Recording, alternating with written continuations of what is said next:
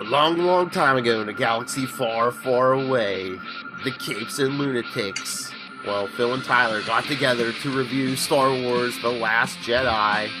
That's right, I said it, I am Phil, and that handsome young Jedi over there is... It's Tyler. Nice to be back, Phil. Been crazy. Oh, yeah. Crazy month of December. But I thought we'd get together and discuss a little movie no one's probably heard of, called Star Wars The Last Jedi. Yeah, this little indie film that came out. They had like the second best Thursday opening ever, I think. I can't keep track. It seems like it's always breaking new ground. It said the Thursday opening set some kind of record. I don't know. You never know what it is. It's, you know. It did amazing. Because they always like break it down as like, you know, second best, opening for age groups, 25 to 67 or something, something weird like that. Oh man. But here we are.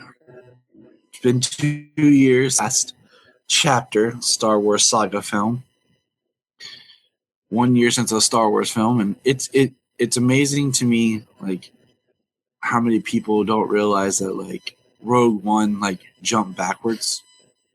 I have a guy at work he's like, I don't know how Darth Vader, he died, and then he was back, and then he wasn't in this one, and I'm like, that's a completely different story. Yeah, I don't understand. I mean, I know that way they can milk more money out of the property, but I'm just like, a lot of the general public, they don't follow a lot of like the news sites and stuff. So it's like people are gonna be like, what happened? The next thing people are gonna be like, how did Han Solo get so young? Yeah. I'm still surprised on that they, like, originally The Last Jedi was supposed to come out earlier this year, and they decided to keep that December spot. So I'm really surprised that they haven't decided to move Solo to December of next year. I almost feel like maybe they're not as confident behind it or something, because I feel like now that this one's out, like we would be seeing more. Like, it's only 5-6 months until that movie, and we don't have a trailer or a teaser or anything for it. Well, they basically reshot the whole movie. So that's why I'm wondering if they don't push it out and just keep basically every December is Star Wars month. You would think, especially with that, because then they did all those reshoots. They basically redid the whole movie, so I'm surprised they don't. But we're not here to talk about Solo. Speaking of Solo, my Solo is he grew up, Phil. He decided last night that he wanted to stay the night at his cousin's house, and he stayed with my brother and nephews. And I kept expecting, a call or something to come get him. No, nothing. And then this morning, my brother said that he's having a blast and he's playing, and I'm going to go get him after we get done. He's a man now, Dad. I know. Big man of almost 3. Time flies, Phil. It's like when mine goes to preschool and he just like runs in every day. It's like, okay, bye. Bye, buddy. I miss you. But my little Padawan, your little Padawan. Mm-hmm. So first of all, let's just do a quick recap. Just a short feeling on how you felt about The Force Awakens. I liked it. I mean, that's where they introduced all these new characters like Rey and Finn and Poe. But I don't know. You're the bigger Star Wars fan than me. Did you think the criticism was that it was so similar to A New Hope was deserved or no? I feel like I've sat here, like I told Jania when I got to see it. She hasn't seen Last Jedi yet. I was like, if The Force Awakens was like a safe reintroduction into the universe where it felt like Star Wars, but it didn't, even with the new characters, like this film took it in a different new ground. I feel like, yeah, it was a lot like A New Hope. It also felt like a greatest hits film where they took beats from the different movies that you really enjoyed and combined them all together. I really like The Force Awakens. I feel like what I really feel like after this one is I almost feel like The Force Awakens should be episode 10. Oh yeah, because and I feel like that because I feel like with The Last Jedi also they give us so much story that feels like there could have been a trilogy before these films. I think if they would have had the forethought and wherewithal, they would have tried to squeeze out 3 more movies with like Mark Hamill and everyone. But because it almost feels like with the character's journey of the way Kylo is going, like you could have had like 3 films of like Leia, Han, and Luke. And then these films now pick up as 10, 11, and 12. But, I feel like The Force Awakens was kind of playing it safe. And it worked. I enjoy it. But do you think this movie, The Last Jedi, there was like callbacks to other movies too? Because like when Rey's in the throne room with Kylo Ren and Snoke, didn't you feel that was like a really big callback to Return of the Jedi? Yeah, I feel like Luke's in the throne room with the Emperor and Vader. This film, they looked at it, and before we jump into one thing I want to point out is I feel like this film's going to have a huge discussion about the fact that there was already a script/story for it made. And when Rian Johnson signed on to direct, he wanted to scrap the script and write his own. So there's already so I'm waiting for people to discuss the Lawrence Kasdan, J.J. Abrams' original story pitch, because if you remember right, when they finished the 7 and they had the script story plotted for 8 and 9, and J.J. Abrams said he originally would have wanted to come back and direct 9 because he really liked it. Well, now that's going to be a different story than what they originally had planned. Mm-hmm. So, and we know that J.J. Abrams is coming back to direct 9. So we'll see, because a lot of people are saying, will they change a couple of things that Rian Johnson set up in this film and retcon some stuff, which, I mean, is in Star Wars canon to throw us some loops. And one thing, I feel like this film is a divisive film, because with Star Wars, doing the middle section first, it gave fans, in a sense, years to romanticize what they wanted from 1, 2, and 3, and then what they would want from 7, 8, 9. And we had, the prequels that let a lot of people down. And over time, people have come to appreciate them more. And then with these stories, we've had so much expanded universe books and everything that when they decided to scrap the expanded universe and start fresh, made fans mad. And they're giving us new story, and it's not exactly the story that people wanted, so it's making people mad. But I guess we're going to jump into spoilers now. So, yeah, you ready? Sure. And spoilers. What did you think of The Last Jedi? I liked it, but the way they're going, especially with that ending, I don't know. I feel a little sad. Well, you're the bigger Star Wars fan than me. How do you feel that one day we might get a movie without? Well, I mean, Carrie Fisher's gone. God rest her soul. They killed off Han Solo in The Force Awakens, and I mean, if we see Luke now, he's going to be like a Force ghost. I think it's the same concept of looking at. No one's going to ever show their kids this, but that's the way Lucas wanted it. Lucas, when he made the prequels, wanted to do them as made numerical. So it's the same concept of watching the prequels. Then you get your next film, and there's Obi-Wan, and he dies, and now you're with these new characters still. True. It's the same kind of concept of, we're lucky we got Han, Leia, and Luke as much as we did in these 2 films, because the idea was to pass on the story to the new characters. And that's why I say I feel like there was a story to be told between before this trilogy started, because the biggest problem that people have is the way the character of Luke was treated. Mm-hmm. And I think I don't hate what happened with Luke, because I see it from a character point of view, which is a point of view is a big deal in the Star Wars universe. What I really wanted to see? I don't know. And part of it is because when you're looking at the Jedi, you got to look at it like a philosophy. And they say Luke was a Jedi master, but everyone's trying to say that Luke was really BA. Well, was he? What did Luke accomplish? We never got to see Luke be BA.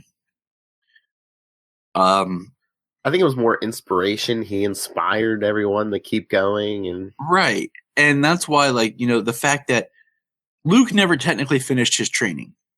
Mm-hmm. Luke was the first one to be trained in a different mindset for the Jedi, because the whole idea of why Obi-Wan didn't raise Luke himself was so that Luke would have different experiences and to break the mold of the way the Jedi order had been. That's why they were destroyed. Mm-hmm. So Luke was a new way of training. And then you have, he never technically finished his training. And I lost my train of thought. Crap. Anyways, he learned his skills. But was he an awesome BA Jedi? Well, I mean, we get to see scenes that he knows how to use the Force, but like he talks about, the Jedi were destroyed because of their hubris. Mm-hmm. And he had come to that point where he himself saw himself as this great Jedi master.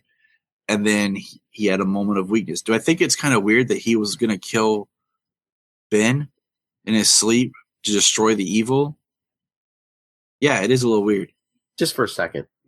Yeah, I mean, like he said, it was a moment of weakness and doubt. And that's what the dark side does. And that's, during that one moment of hesitation is when Ben woke up. And I mean, I can see that being something that the character, because if you look at Luke in all the other films, he still has his flaws, because the Jedi Order is moving towards the concept of the gray Jedi, which is the one who finds balance in both the light and the dark. And it's not so much about being good, or it's about using your emotions, controlling your emotions, and the choices you make in them will determine who you are. And they're trying to move away from the idea of like just light and dark. Mm-hmm. It's a very loaded sentence. So in one way, yeah, I'm kind of like, I see as a story like where Luke is. He made a mistake. He's scared. Like his fear has overtaken him, much in the same way of why did Obi-Wan never rise up and destroy Vader? Why did he make it that it had to be Luke? Because Obi-Wan couldn't do it. And in the same thing, Luke is part of the old Jedi that can't destroy Kylo. Yeah. And can in that moment, but can he truly kill his nephew?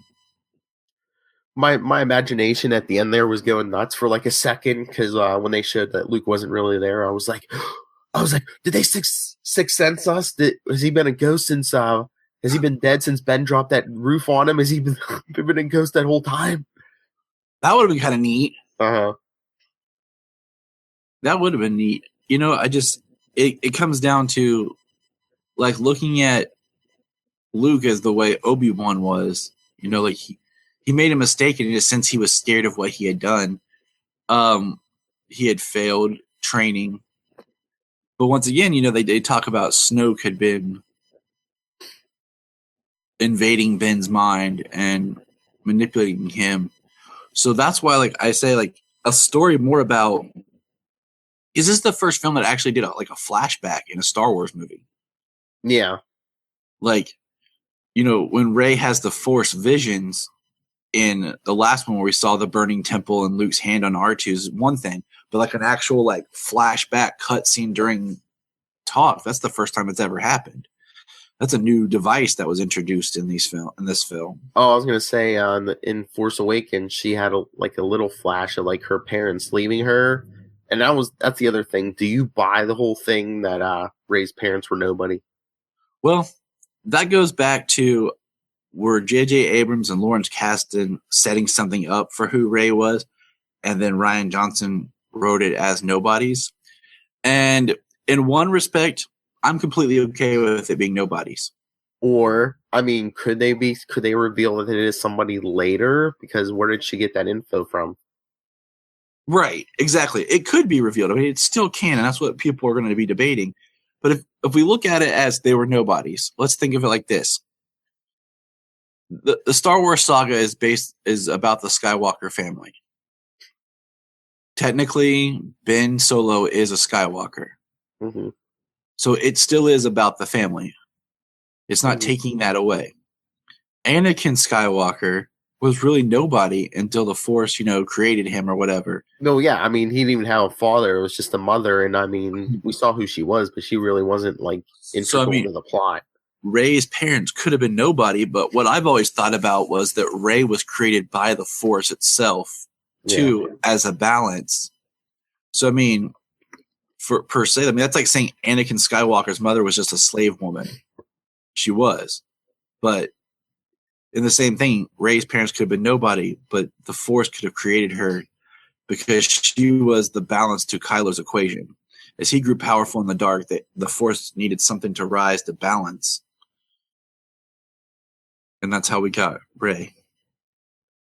Yeah, I was like, oh, is that something? Because Kylo told her that, and maybe he was just trying to seduce her to the dark side. Like, oh, your parents were nobody. You can be somebody. And it also looks back because it goes back to that whole hubris thing is because Luke said that Skywalker blood, like, he's ranking the Skywalker. And in the same breath, that's how Ben sees himself. I'm a Skywalker. I've inherited this legacy from my father, from my grandfather, from my uncle, like from this lineage. Who are you, nobody, to challenge me? Because I was almost like I thought they were leading us somewhere when Luke and Leia were able to communicate and feel each other, and then Kylo and Rey were kind of almost had that same bond. So I was like, I really liked the fact that the Kylo and Rey were like connected and had those discussions. I was like, are they trying to show us some similarities there? Is there another brother-sister bond there? Or at least cousin. The one thing about the Force Awakens, or not the Force, the Last Jedi, I think would have been different that I would have liked to see, because the way this movie's done, it's like they took elements from Return of the Jedi and The Empire Strikes Back and kind of combined them to make one film. So the sequel is not as clear of what it's going to be. Mm-hmm.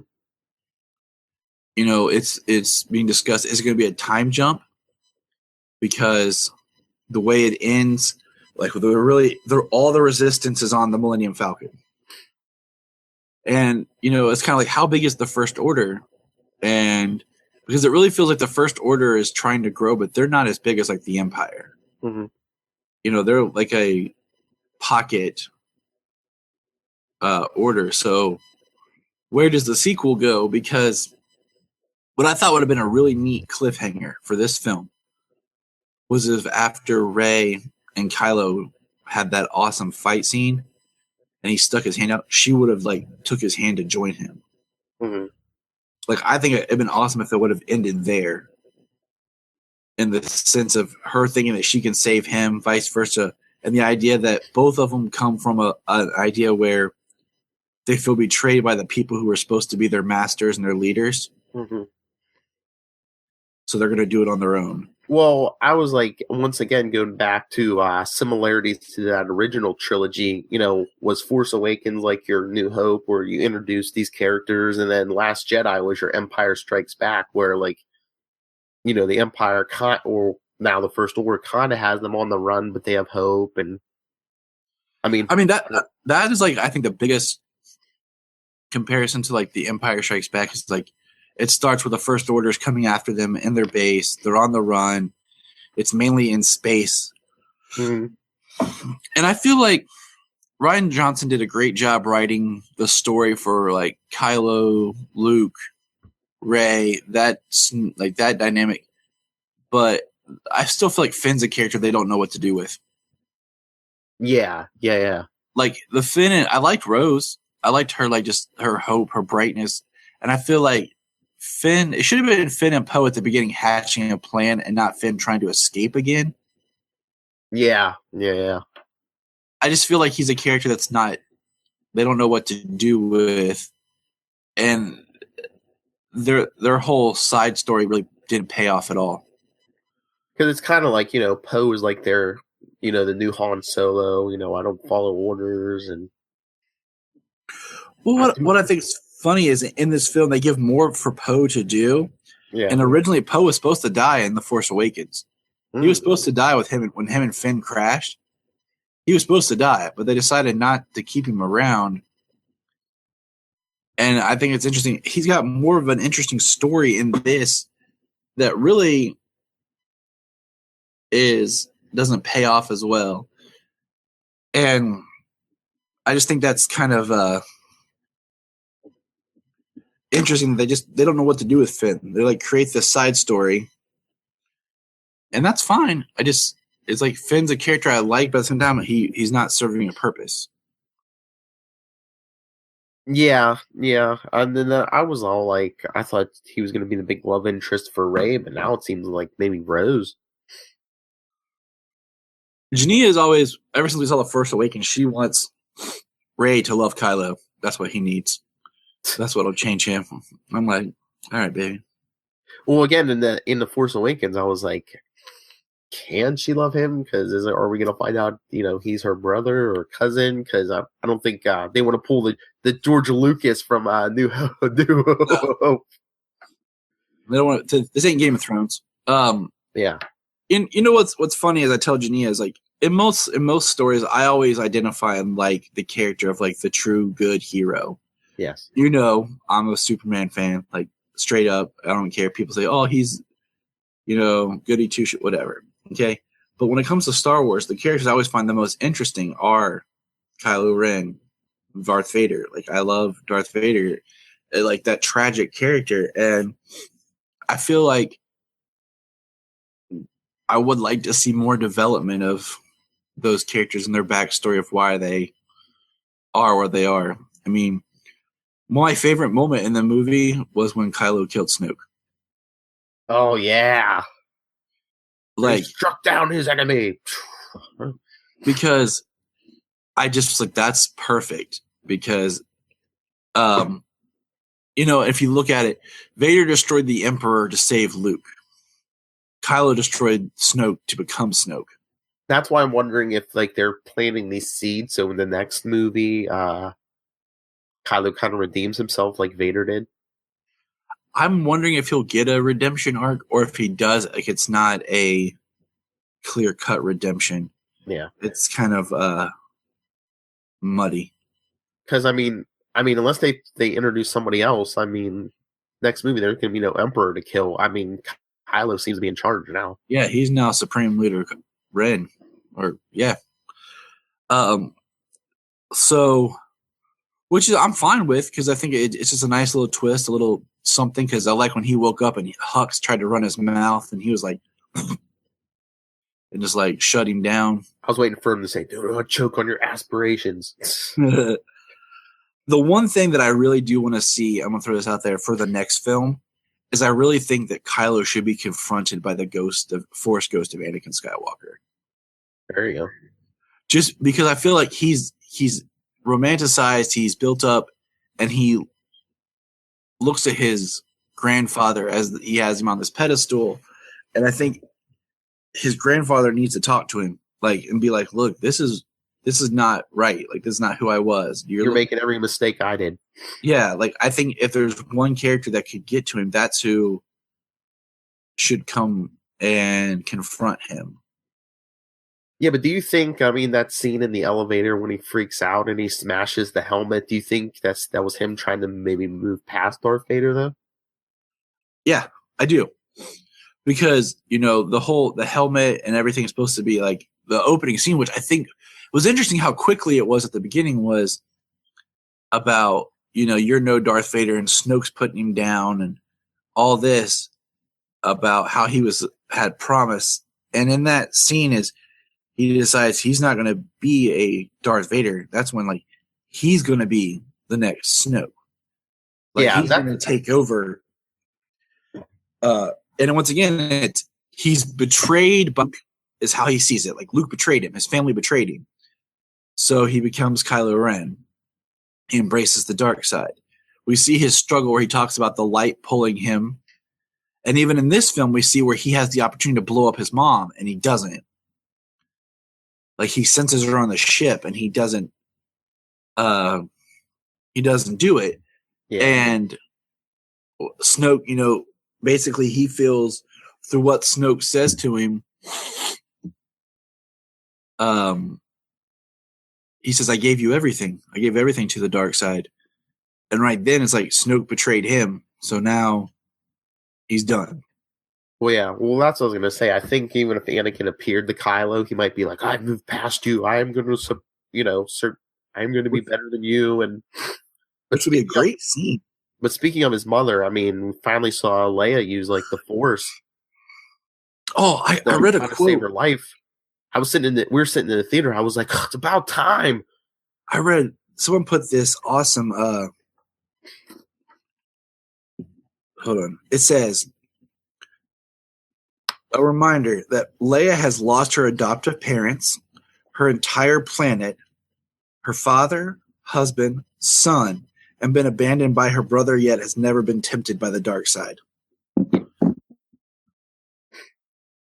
That's pretty BA when you think about it. I mean, is this like that? I mean, this is the first time in like these movies we've seen her use the Force, right? Yeah. I mean, we saw like in Return of the Jedi, she has the sense when the Death Star blows up, and Han says, "I think Luke got off out of there," and she says he wasn't there. Like she could sense him. And then in The Force Awakens, she senses when Han dies. Yeah, but I mean, this is like the first active use of the Force.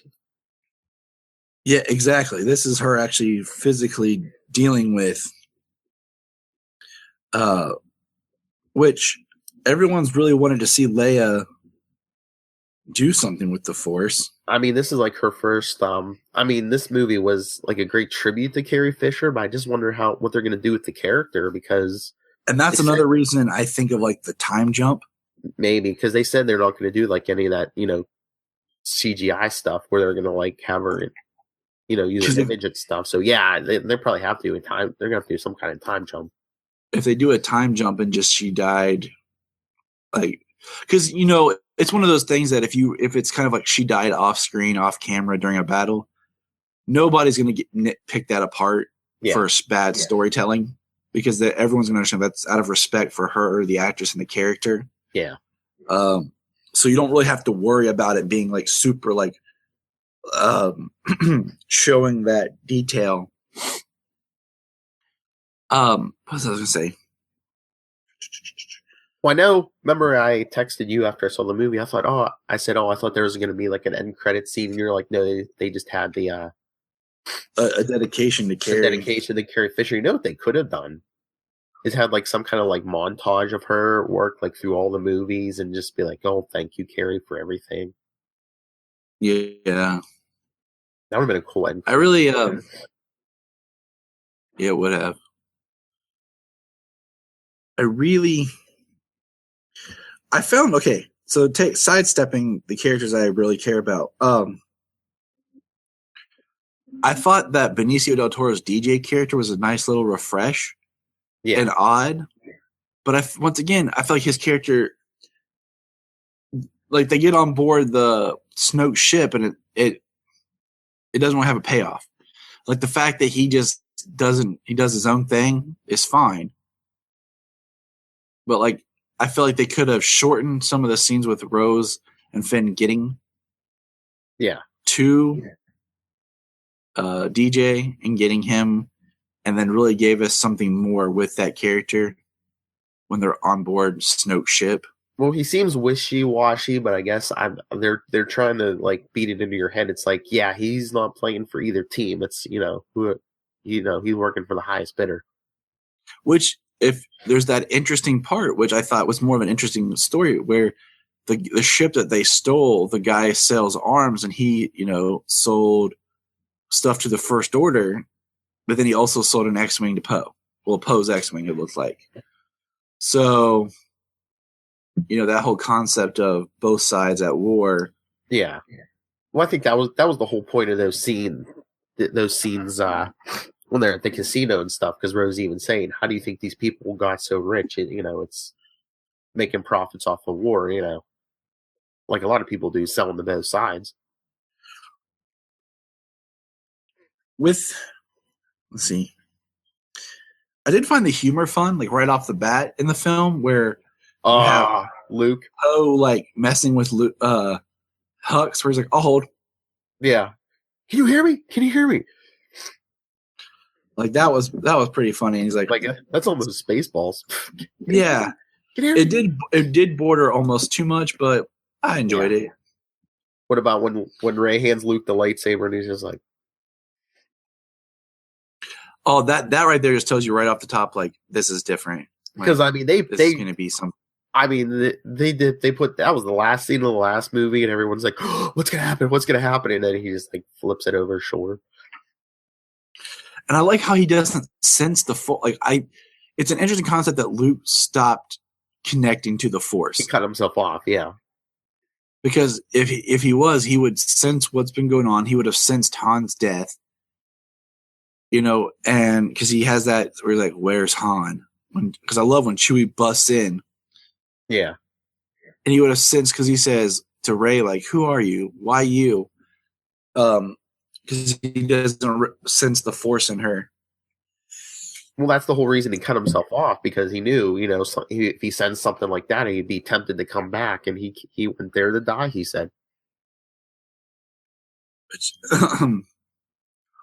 Which is crazy that he just... Although, I don't understand, like, I guess he wants to live his natural lifespan, but I'm just like, if you want to go there to die, why are you milking those strange aliens that get green milk or whatever?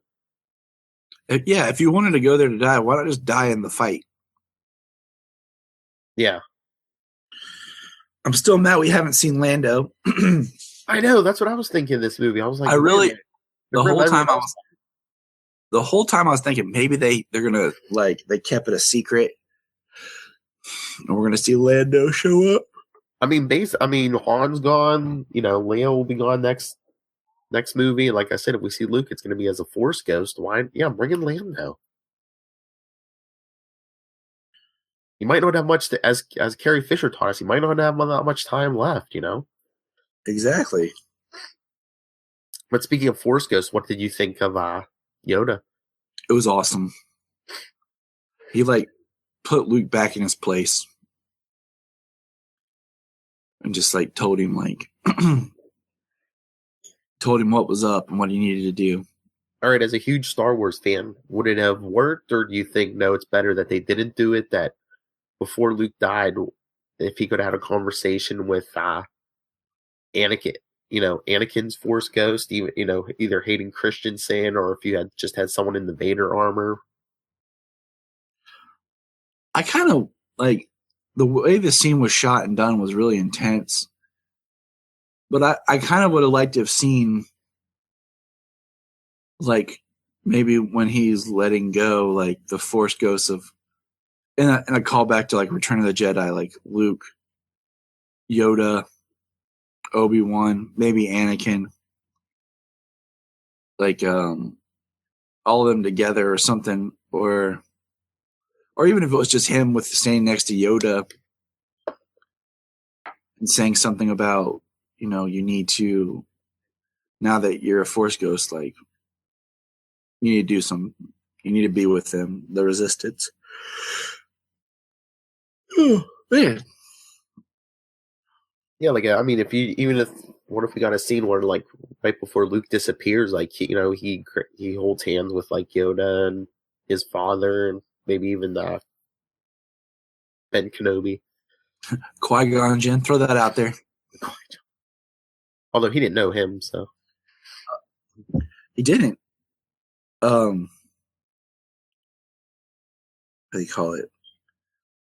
If you in this film though, if you think about it, there was no lightsaber versus lightsaber battle. Well, if you count the two of them trying to pull the one, and they pulled it apart. The legacy saber, as I call it, Yeah, got destroyed. So that means Rey's gonna have to make a new lightsaber. I was gonna say, do you think that's symbolic of, okay, it's all new from here, In a way, yeah. I mean, these people are gonna forge their own destinies now. Because you think about that saber first appears in Attack of the Clones. Yeah. And then Anakin's, then it gets destroyed and he rebuilds it, and it's in Revenge of the Sith. And then Luke gets it in A New Hope, loses it in Empire, and has to.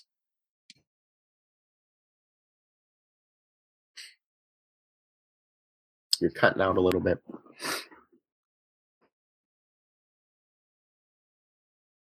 Tyler.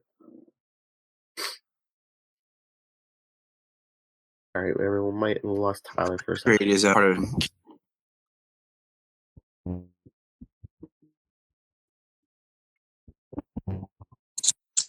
Now it's a new color, a new blade for Rey. What do I want Rey to have? Green?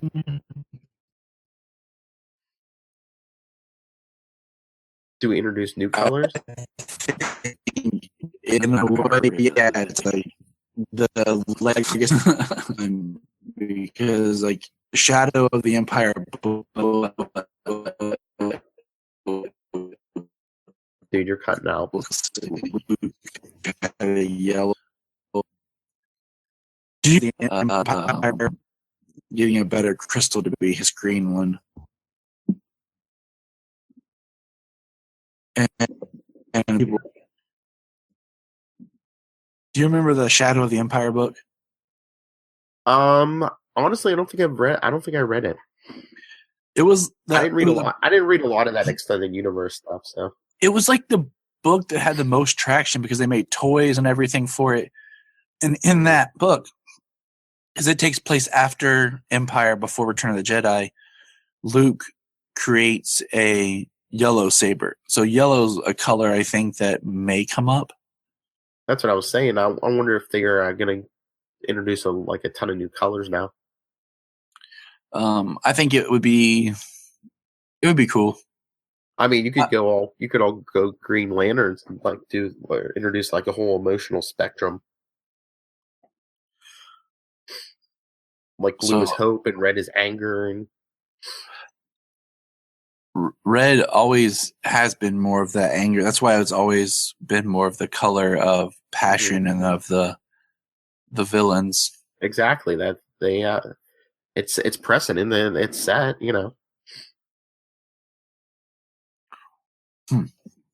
But I mean, so let me see. I'm going through all my notes here.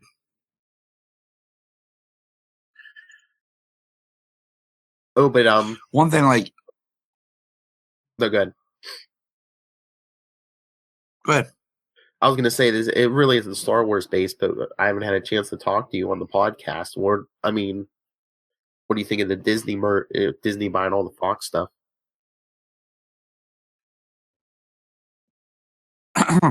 Well,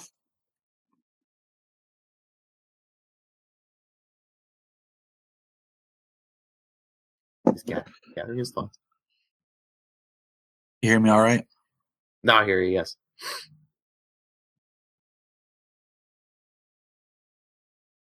Come out is Fox still had part.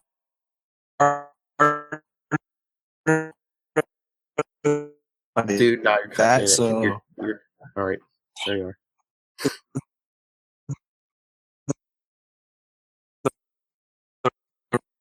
Star Wars, because Fox still had part of Star Wars, the first film, and I think the Clone Wars.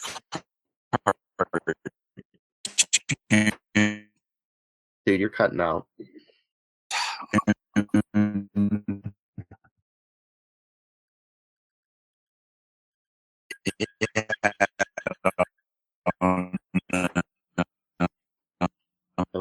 hate my internet. I know. The first order is blocking our transmission.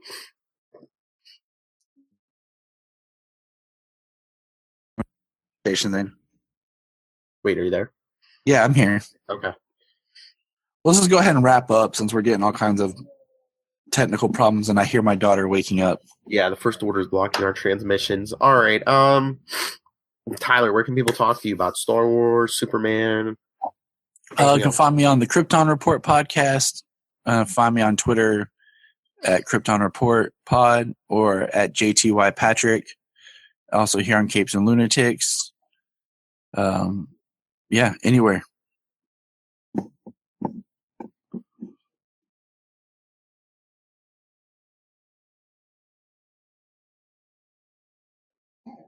So, if you need to jump, just go ahead. All right, yeah, you're dropping. Like now, you're coming in perfectly fine.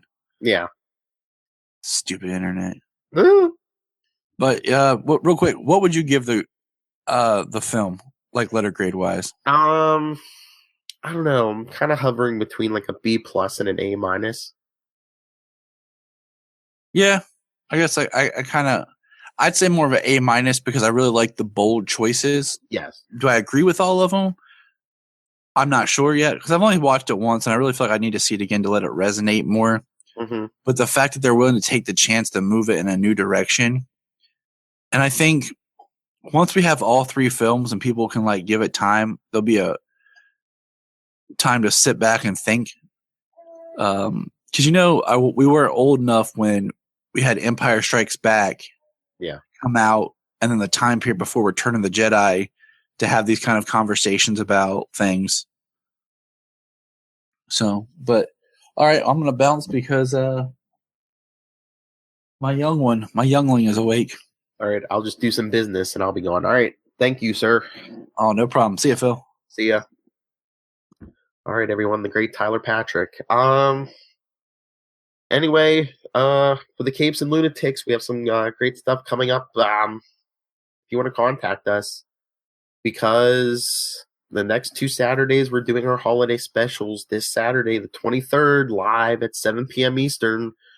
We're going to be talking to Karen and Charles of the Fandom Zone and reviewing all the movies, TV, comics of the past year. And then we're going to be doing the same thing on Saturday, January, is that the 30th? Yes, at 7 p.m.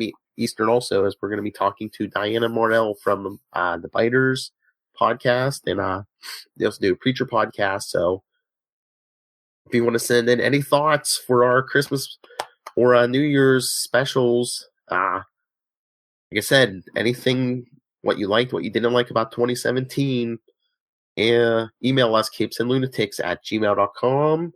We're on Facebook, we're on Twitter @CapesLunatics, and we have our voicemail. Nice and easy. Just pick up your phone, tell us in your own voice, 614-382-2737. That's 614-38-CAPES. And also, if you're a big reader, the book club's coming back in January. You can also share your thoughts with us for some of our upcoming books are The Vampire Lestat, Who is the Black Panther, Ready Player One.